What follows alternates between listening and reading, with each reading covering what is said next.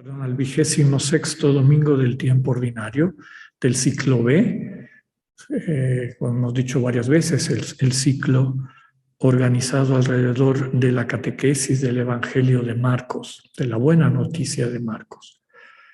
Como mensaje central de toda la Eucaristía, esta frase: toda persona que hace el bien está a nuestro favor. La primera lectura que vamos a escuchar está tomada del libro de los Números. Este libro de los Números forma parte de la Torá o la ley, también conocida como el Pentateuco, que literalmente significa 5 estuches o 5 vasijas, porque cada libro escrito en pergamino se guardaba en una vasija. Son los 5 primeros libros que van a encontrar en el Antiguo Testamento: Génesis, Éxodo, Levítico, Números y Deuteronomio. A este libro le llamamos Números, o se le llamó en la historia cristiana Números, por su meticulosidad aritmética con las prescripciones del culto judío y por los 2 censos del pueblo que menciona. En la tradición judía tiene otro nombre, se le llama En el desierto, referencia a sus primeras frases y al ambiente en que se desarrolla su historia. El desierto evoca el lugar donde nos encontramos sin distractores, con nosotras mismas, con nosotros mismos y con Dios. Es el camino de simplificación que nos permite acceder a la tierra prometida, a la comunión con Dios. El texto que leeremos nos muestra a Dios distribuyendo a 72 personas el espíritu que le había dado originalmente solo a Moisés. Llama la atención que inclusive 2 de los elegidos, no presentes en la tienda del encuentro, donde estaban los demás, reciben el mismo espíritu. Quiere subrayar este texto que el Espíritu de Dios no conoce fronteras, ni límites, ni ideologías, ni pertenencias religiosas. Nos quedamos con la frase, la exclamación de Moisés: ojalá todo el pueblo fuera profeta y recibiera el Espíritu del Señor.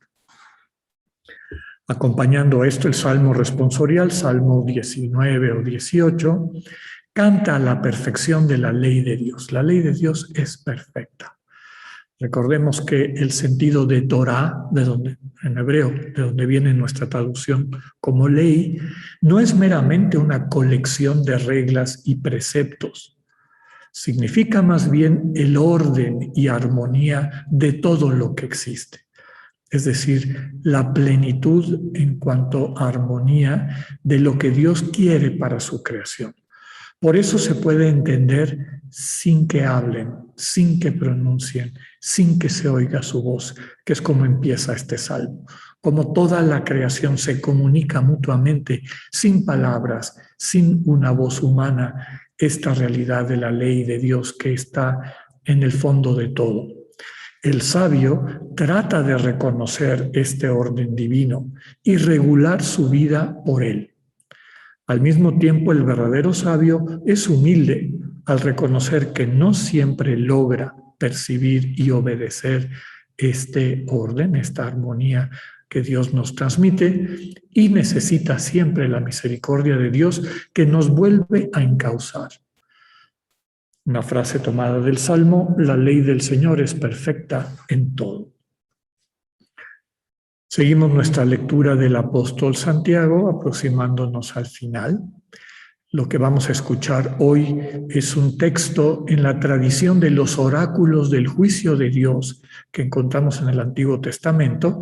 Recordemos que la carta del apóstol Santiago es profundamente judía. Esa y Mateo son los 2 textos que transparentan con mayor claridad una ética, una sensibilidad propia del pueblo judío.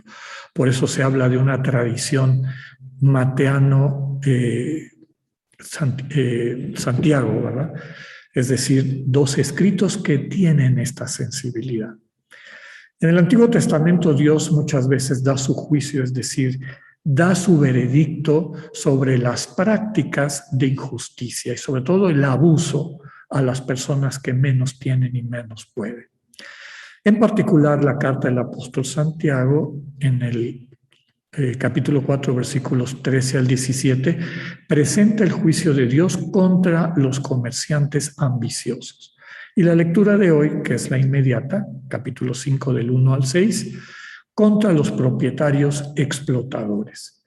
En ambos casos les reprocha que roben a las personas más desvalidas y necesitadas para acumular riquezas y vivir en medio de lujos. El autor dice literalmente, su riqueza está corrompida, la polilla se ha comido sus vestiduras y su oro y plata están enmohecidos. Es decir, es una representación simbólica, tienen estas cosas guardadas, las atesoran, en vez de usarlas para hacer el bien y ahí encontrar la verdadera felicidad. Esta avaricia de riquezas terminará por consumir sus carnes como el fuego. Su compulsión egoísta termina por destruirles la posibilidad de ser felices. También denuncia Santiago que quien tiene poder económico suele corromper también la justicia humana, llevándola a condenar a inocentes porque no se pueden defender. Nos quedamos con la frase, lo que han defraudado, es decir, lo que se han robado, está clamando contra ustedes. En nuestro recorrido del Evangelio de San Marcos, estamos en el capítulo 9, una serie de dichos del Señor que Marcos junta. De hecho, veremos, hay 4 temas en la lectura del Evangelio de hoy, pero 2 temas principales sobre los que quiero focalizar. La primera enseñanza nos dice que la bondad no es exclusiva del grupo de los seguidores cercanos de Jesús. Y si bien la bondad es lo que debe distinguir a los cristianos y cristianas, esa bondad está presente, aparece y es operante en muchos seres humanos. La segunda enseñanza subraya la importancia de no consentir en nada que nos separe de Dios, no caer en la trampa de sustituir a Dios por estas otras cosas. Para las cristianas y cristianos, toda persona que actúa como Jesús es un aliado. Por eso nos sentimos cercanas y cercanos a quienes trabajan al servicio de la humanidad, del bien común, independientemente de su discurso ideológico, político, religioso, etc. Quienes aman así, es decir, entregando lo mejor para bien de quien les necesita, tienen el poder de exorcizar, es decir, de sacar fuera el demonio del egoísmo y sus múltiples manifestaciones, como la insensibilidad, la avaricia, la violencia, la difamación, la envidia, la frivolidad. La segunda enseñanza se transmite al subrayar que la comunión con Dios, es decir, vivir en el reino, vale más inclusive que el sentido de la vista, el uso de las manos, el uso de los pies. Cualquier don de Dios que hemos convertido en riqueza, es decir, en propiedad nuestra, desvinculada del bien común y la construcción de la comunidad, en realidad se ha convertido en un ídolo. Es un distractor que nos separa de Dios y del prójimo. Si no puedo restituir la identidad como don gratuito a esas riquezas, es mejor renunciar a ellas que correr el riesgo de vivir esclavizado a nuestros apegos y perder la oportunidad de alcanzar la verdadera vida en Dios. Marcos también nos advierte de las consecuencias de ser escándalo, es decir, obstáculo, para que los sencillos entren en el reino de Dios. Nos quedamos con esta frase, nada supera el valor de entrar en el reino de Dios.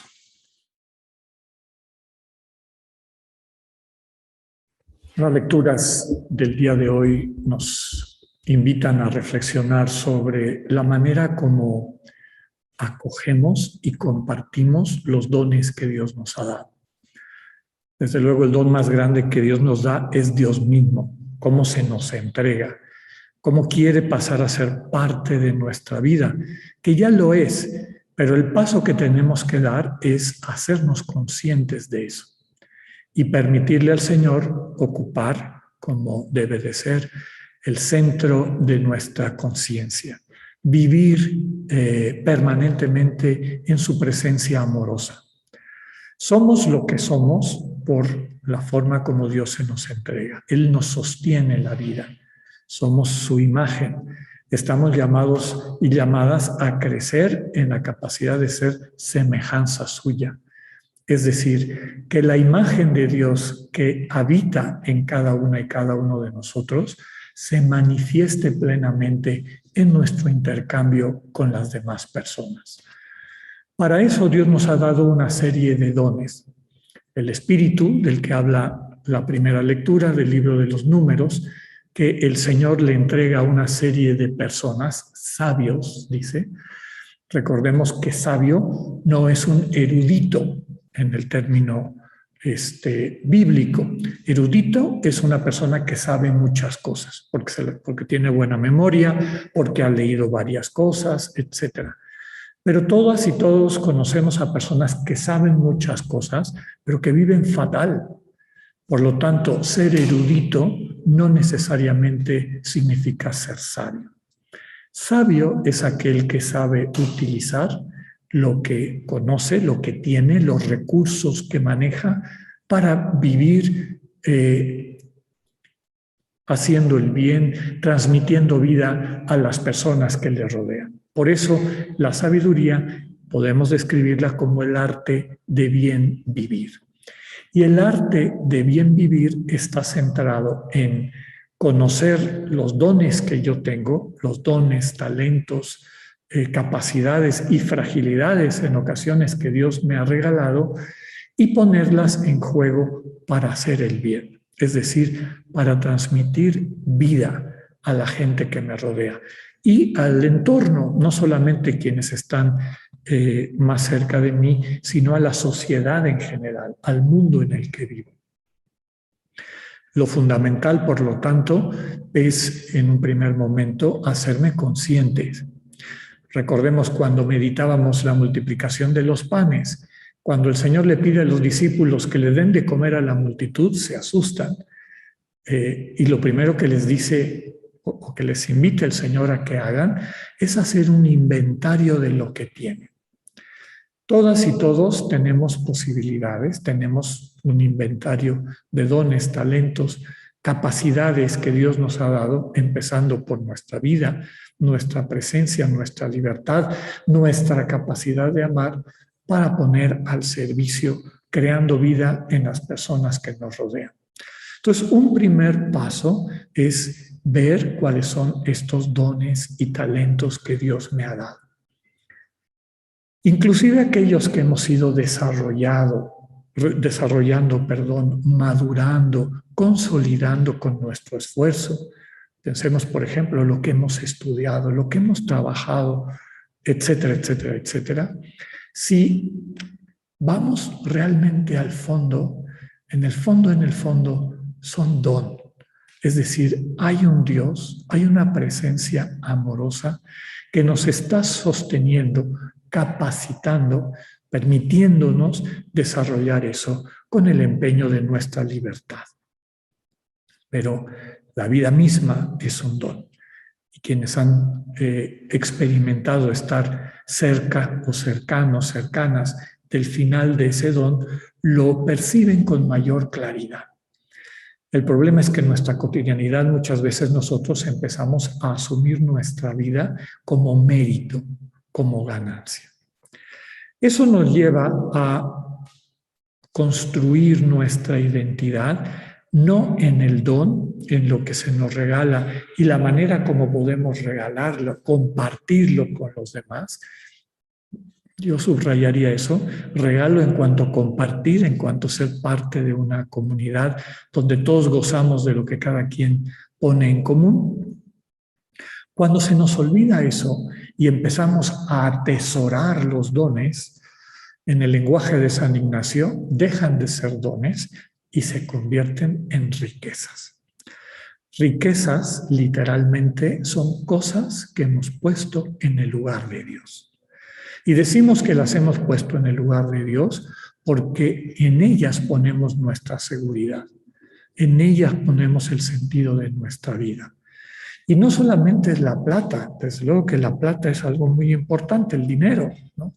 Porque el dinero compra muchas cosas, compra inclusive esta falsa seguridad. Pero hay muchas cosas que para nosotros pueden convertirse en este ídolo que se nos pone en el lugar de Dios y nos impide reconocer la presencia de Dios. Puede ser nuestra fama, puede ser nuestra capacidad intelectual, lo que sabemos.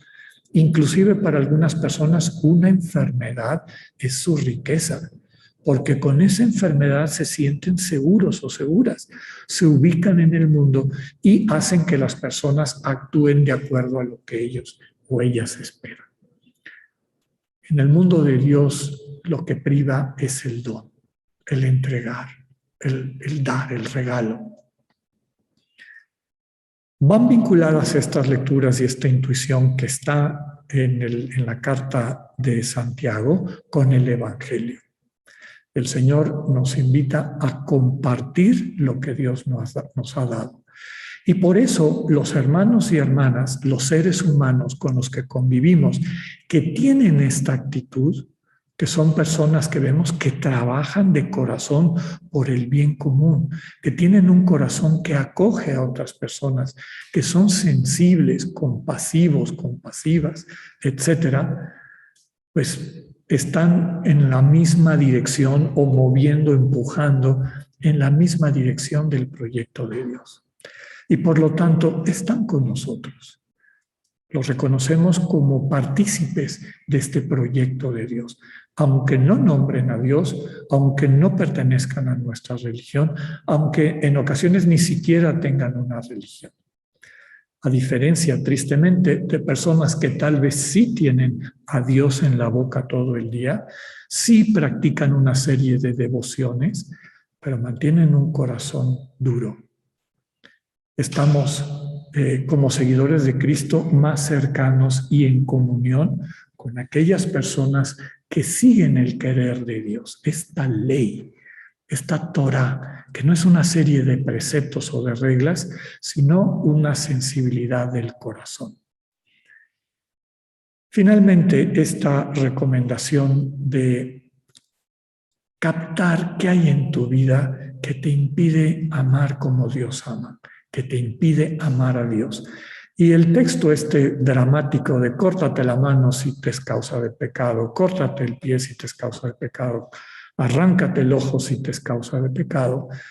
En el fondo lo que dice es, fíjate bien en tu cotidianidad, ¿qué te encierra en ti mismo? Porque eso es el pecado. No hay más pecado que el egoísmo, que se manifiesta de muchas maneras.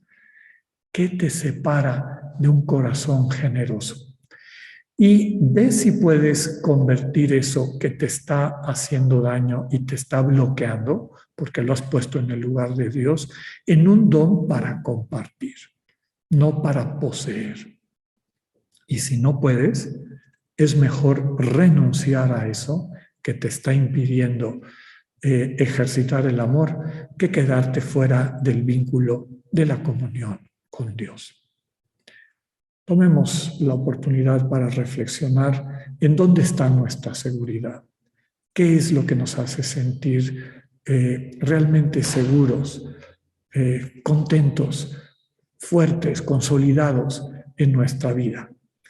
Que tengamos cuidado de no caer en la trampa de sustituir a Dios con estas falsas seguridades. Que así sea.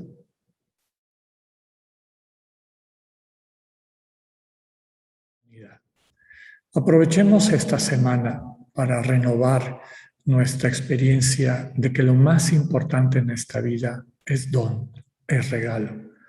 El amor solo se puede ofrecer, se puede regalar. Recibamos en nuestro corazón el amor de Dios que nos permite vivir así, con esa misma actitud de generosidad. Y aprovechemos también este tiempo para pedir luz de todas aquellas cosas que nos separan del amor de Dios, del amor de nuestros hermanos y hermanas.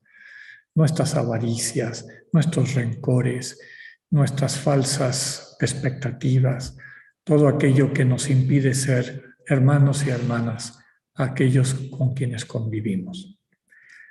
Que el Señor nos ayude a convertirnos en buena noticia, en bendición. Que tengan una excelente semana. Dios con ustedes.